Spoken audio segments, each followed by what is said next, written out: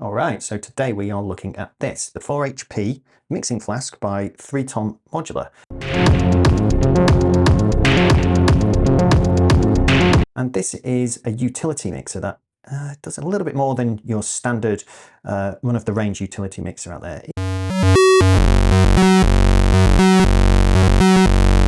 kind of offers not only CV but also audio control, and can be used for things like mix bus limiting as well as controlling CV.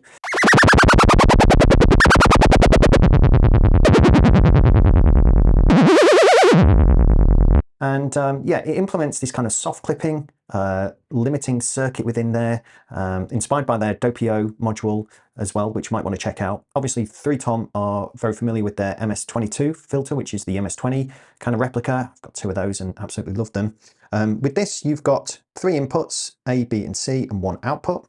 You then have these volume controls for each one, which can add 6 dB of additional gain. And then you have this flicker switch here, which allows you to flick between limit and drive. Both of these are soft clipping modes, but with the limit mode, it's so steep that the mix bus will never clip. However, with the drive mode, there's less gain reduction, which means that it will still cause hard clipping on a mix bus when driven sufficiently. And when set to the middle, this is when you can actually have true hard clipping occurring. So you have 3 different flavors. And it's exactly this gain reduction that occurs in either drive or limit that is going to affect the input signals in different ways. It's completely analog. Let's have a look at what it does in a few different cases. I'm going to drive some drums into it, some samples, some voices from the Spectrophone, and I'm also going to combine both CV and audio and see what that does as well. So stay tuned. Okay, so I think we'll have a listen to what this does when you run audio into the Mixing Flask, because yeah, this thing can get really gnarly, and it can work really nice as like your end of chain as a mix bus. It could work really nice for doing kind of parallel processing. Do watch your speakers. This is going to be quite dynamic because this thing gets brutal. This allows you to add, remember, 6 dB of gain to each one of these inputs. So it can get pretty brutal. So I've got some samples playing from the Bitbox Micro. And this is what I'll typically do when I'm playing live anyway. I like to use samples coming from the Bitbox for a number of reasons, which I'll get into. Here's a kick drum coming into the first channel. So I've got no limiting and no drive going on. So there's no hard or soft clipping going on. And you can see on the MATTHS data here, the kick drum. So we can go from like there to there, and you can hear it's quite brutal. You can also see that we're in the red here, so these lights show you kind of when it goes into clipping. When you've got red going on at the top, you have got clipping going on. If we reduce that down, the red goes. We're not into the clipping anymore, as you'll see on the MATTHS. And it's very clean sounding.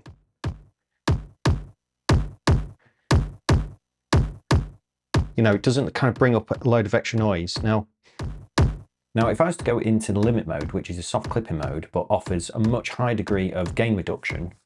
Now you'll notice on the MATTHS that the signal is no longer peaking, but the signal is actually still going beyond 5 volts. It's just that the gain is reduced over 5 volts, so that the signal doesn't reach the supply rails, and that's what results in the hard clipping. Without, with. Now the cool thing is, you'll probably hear there wasn't a big jump in volume, which is ace, because what this allows me to do, it allows me to crank and play around with both CV and audio, but without having massive changes in the audio content as I do that. So it's like this awesome fail-safe that you can have within your mix, particularly when you're playing live, and you can go a little bit hard sometimes, and it just keeps them kind of mixed for you. Now, if I was to put this into drive mode, you still have the ability to drive this into clipping because it doesn't have the same gain reduction as the limit mode. And remember, the limit mode is so steep that the mix bus will never clip, but with the drive mode, you can still clip the mix bus when driven sufficiently. Now this particular kick drum sample, and this is one of the reasons that I use a sampler for this, is I tend to use sometimes kick drum samples that have got extra bits at the end, which I can bring in and out. In this case, this has got some kind of white noise that comes up. So let's put that back there, no limiting. And I'm going to open the decay of this kick drum. You'll hear that noise come in.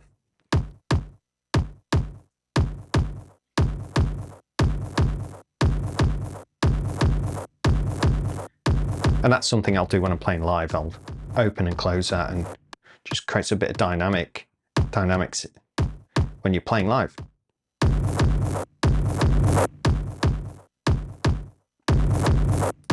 Now let's hear that.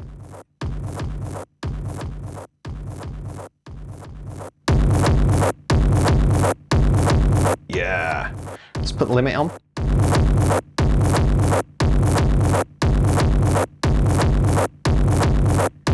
And you see that we are being saved. Great, I love it. I've also got a cleaner kick drum sound here, coming from the Mandrake. And I'll mix those two together sometimes.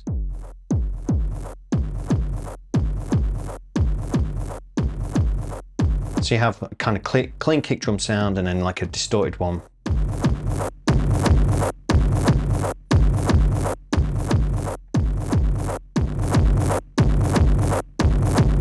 Extra power. Yes. I love it. It's got a great, let me get rid of the clean kick drum. You notice that it's still got a lot of energy and a lot of power. It's not like it suddenly loses a load of low end or a load of top end or whatever. And it doesn't just turn into square wave mush.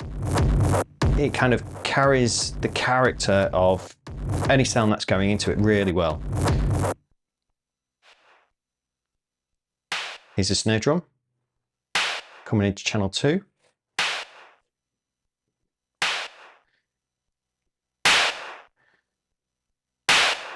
And we keep those transients nice.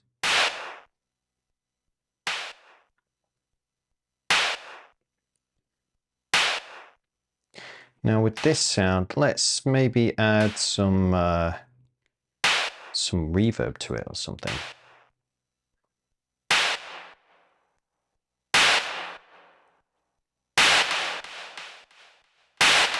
And some delay.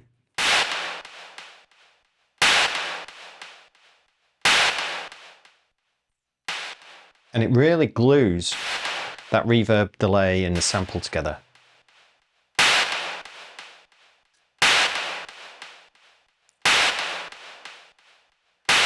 You hear how it's gluing that. It's really nice. Let's bring the kick drum in with it. Yeah. And a hi-hat.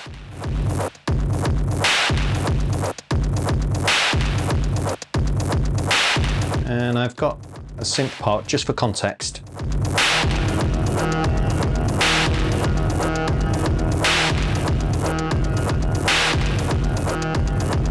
And you've got an instant MATTHS tune.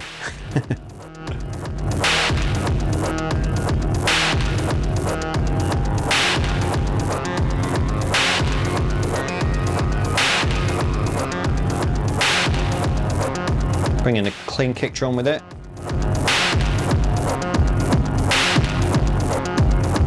And if you listen to this on headphones, it's just big, epic.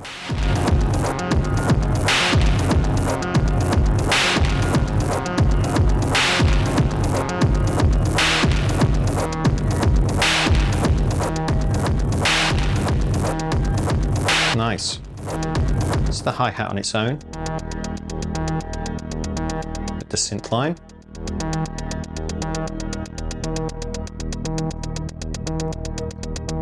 Now with the hi-hat, maybe we'll add some reverb on that as well and see what it does with that.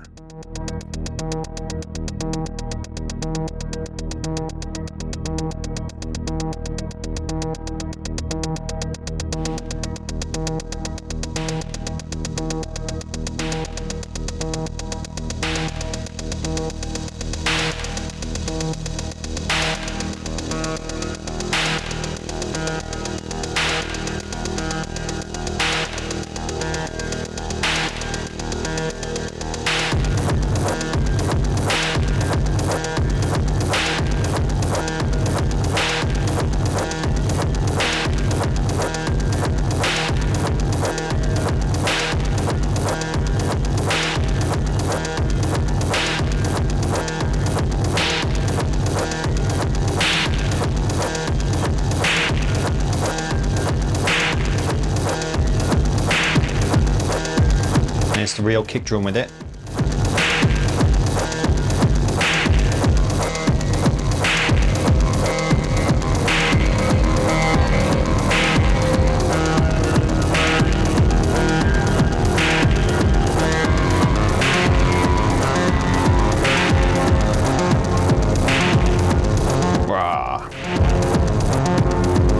I mean, let's go a bit more polite as well. Let's just back things off.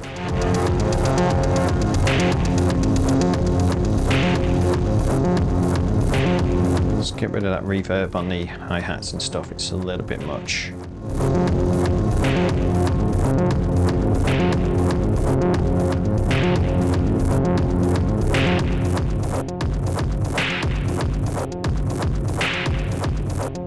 And maybe shorten that kick drum again.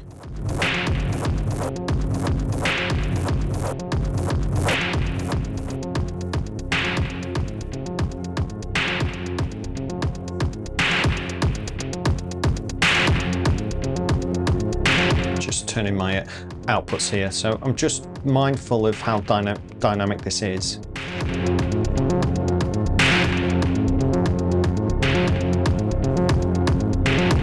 So there, it's quite polite. We actually don't need any limiting at this point because we can see we're not going in to clipping. We can if we want, so when we do crank it, we're not going into the clipping. Whereas if I had it off, we are.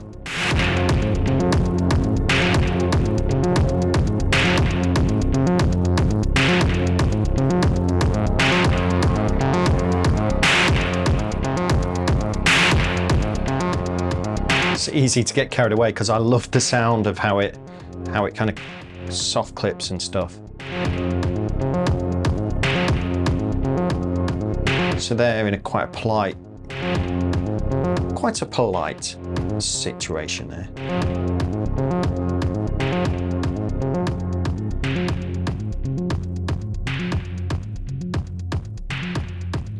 Yeah, so that's it with audio really. Just to show you just like how dynamic, how powerful this can be.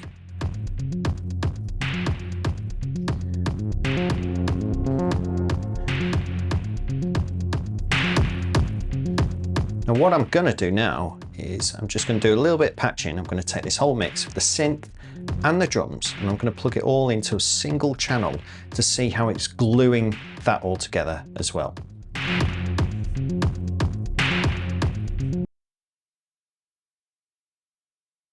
Okay, so everything is now summed into a mixer here. So I've got my kick, my snare, my hi-hat, and my synth line will go in there. And that is all going in just to the first channel of Mixing Flask. So you can see that's the synth there.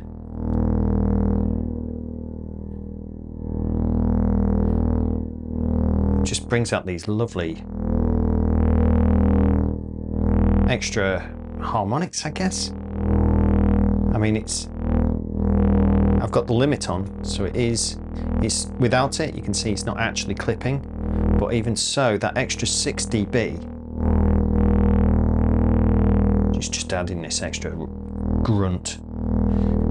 So if I bring in the kick drum and everything, let's just turn those down and I'll bring them in. And we'll see how this kind of glues it together. I'm going to leave it on drive.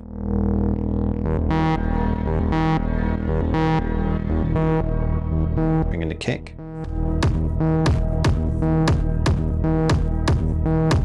Snare.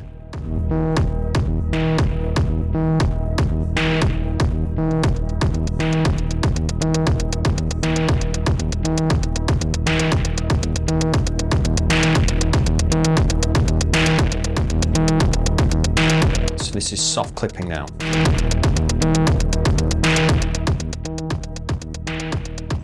It's the difference without it.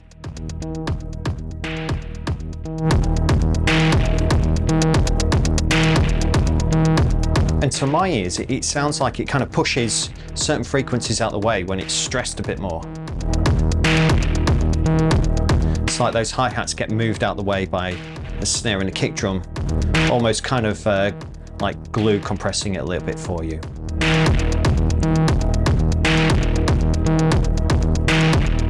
Now you get 6 dB extra on each one of these channels, so why don't we mult that signal into all 3 channels just for fun? Why not? We're adults here, we're grown-ups. Let's have some fun. So now we've got the same signal going into each 3 channel. There, there, and there. And we can take advantage of the fact that we've got 6 dB of gain on each one of these.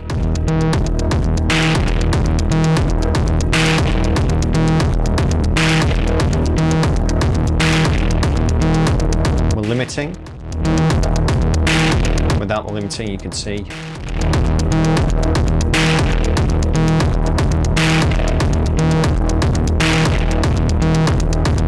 it's nice. That through a sound system.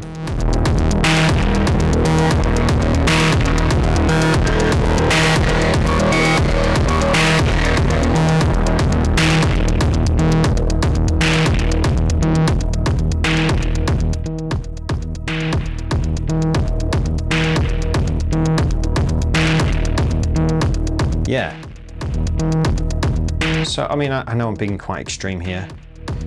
You notice that actually when I go quiet with these, the hi-hats come out. They seem to get louder.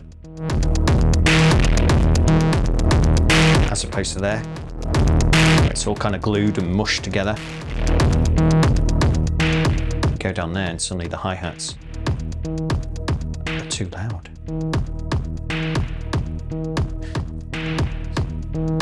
So yeah, it's doing something. It's doing some gluing.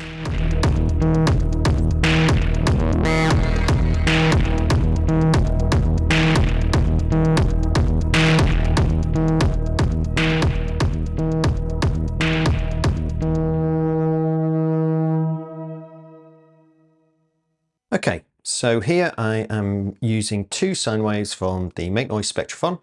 The reason I'm using sine waves is because I don't have any other harmonics. They've just got the fundamental frequency, so they're usually very soft and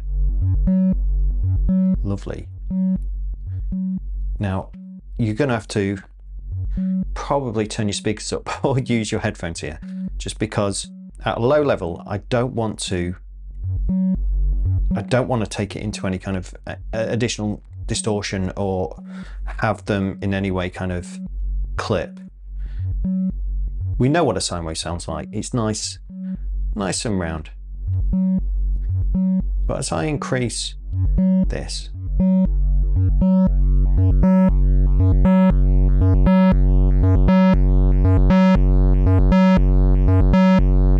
you can see on my graph there just what's going on, and it's clipping. We can see it's clipping again. So let's put the limit on. And you didn't hear any difference, which is great. So you can, you know, it's not suddenly going to jump in your mix when you're playing live. This is cool. I've got a second one.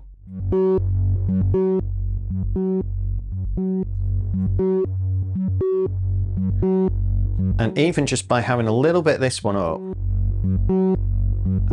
that addition of the volume of the gain makes them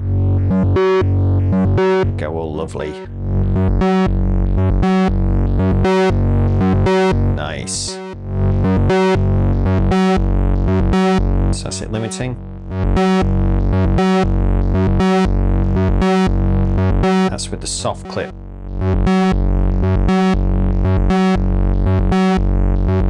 Now I thought I'd be a little bit naughty here and take the output of this and feed it back into the 3rd channel. So we have both of those coming out and back in now onto this 3rd channel, which, you know, is going to sound brutal. So hold on to your hats, folks.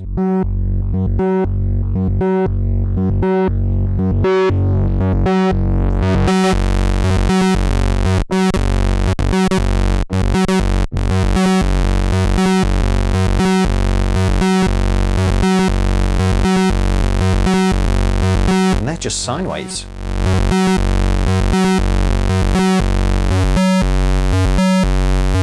Sounds just like a square wave.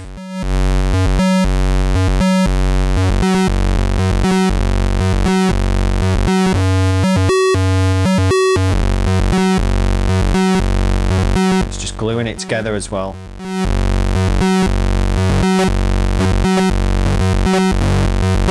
As we roll that back, we get a few kind of inconsistencies, which are nice.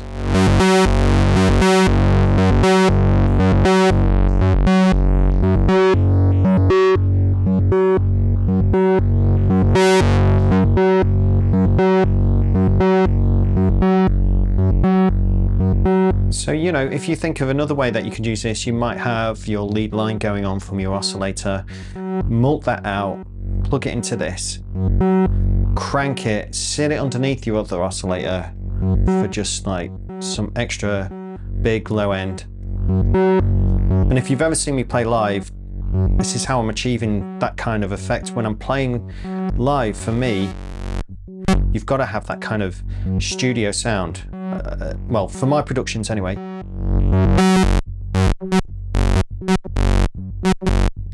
Wow. And so things like this can really help give you that kind of studio sound on the stage.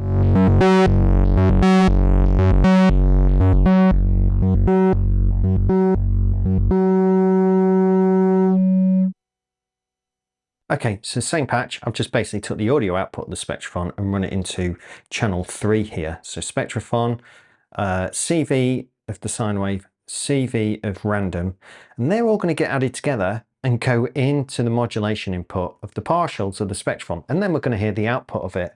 But you'll also see something really interesting that happens in terms of how it mixes the audio signals and the CV sources. The CV will asymmetrically push the audio signals into hard, soft clipping, depending on what you've got selected. And that will lead to this modulated wave shaping of the VCO. So you're going to get a different sounding VCO. So let's turn that up.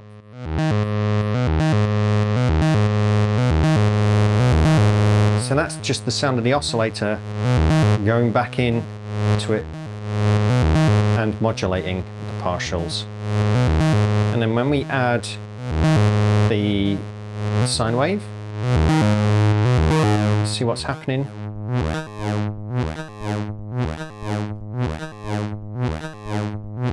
And again, you can see what's going on there. Take the limit off. We're going to more extremes. Let's crank the audio. Nice. Let's limit it. And bring in the random.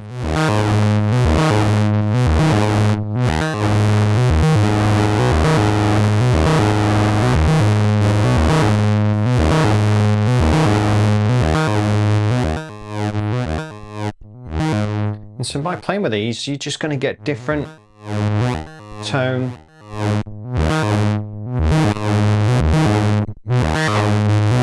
Allow it to go into the clipping if you want.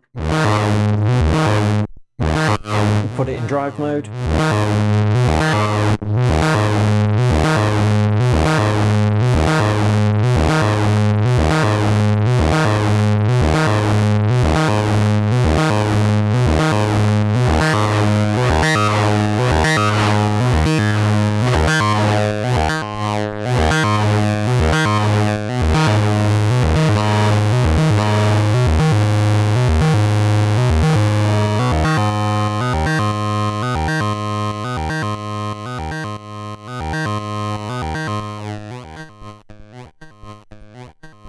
Obviously, the more extreme you go with that, the more that extended polarity you're going to get. So you're going to end up with things going quiet.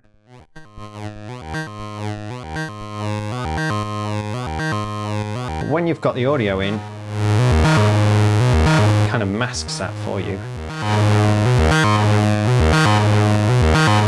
Just a really nice way to get new tones and shaping.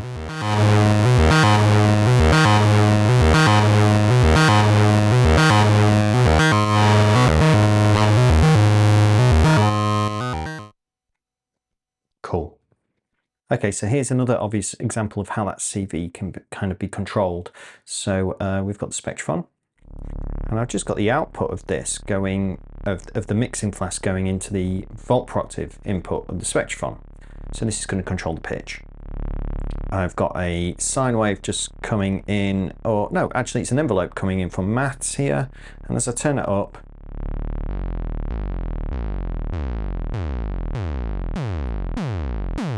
you can hear what it's doing. The more extreme I go,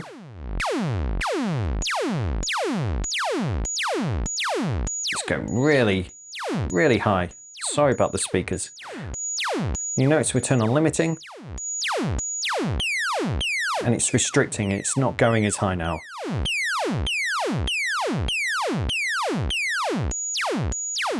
And in drive mode, different shape again.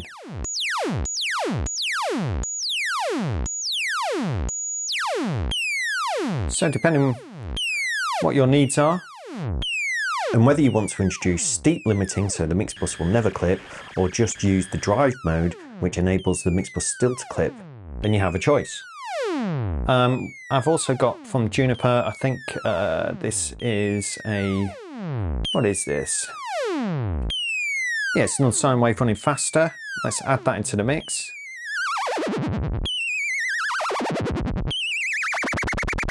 And that's being limited again.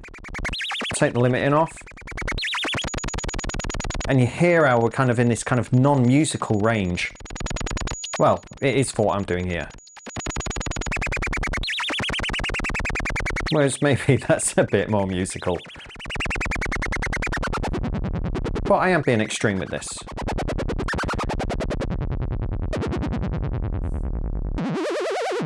Loads of fun.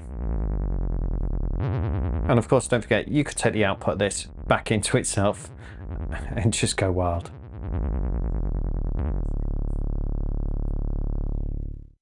So there you go, the Mixing Flask, a really cool utility mixer that does things a little bit differently. It's really great at mixing VCOs, mixing LFOs and envelopes and other modulation sources, all both together. And the cool thing is it prevents that hard clipping if you don't want it to go there with a flick of a switch. And you don't get that audio changing as well. So it's not going to be that noticeable. If you are going too hot with this and you're playing live and you want to take off some of the edges, just go into limit, you're not going to hear it. It's really, really cool. And yeah, it works really cool as a kind of glue kind of end of chain or parallel chain processor in a way. So yeah, it's really cool. You know, it's DC coupled, and yeah, the drive on it just sounds just really, really cool. It's very kind of musical. You've got the polarity indicators, so it's very visual in terms of what's going on with that, as well as the volume as well. So yeah, it's a very visual and not. It's one of those ones. I find some of them, but their lights are just flashing too hard and too abrasive. The cool thing about this is the lights are kind of behind this semi-transparent PCB.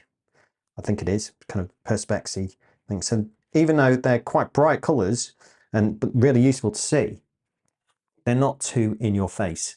So yeah, I think there's a lot that this can be used for, and I can see it be used in a lot of different scenarios. So yeah, thanks for checking it out. And if you need a cool utility, stroke distortion, stroke compressor, gluey, compressory kind of thing, or something that can just add a lot of change and sort of dynamics to your mixes to make them sound more produced, particularly when you're playing live, or if you just want something that you can just at a flick of a switch you can get to and control, then you might want to check out the Mixing Flask by Threetom Modular.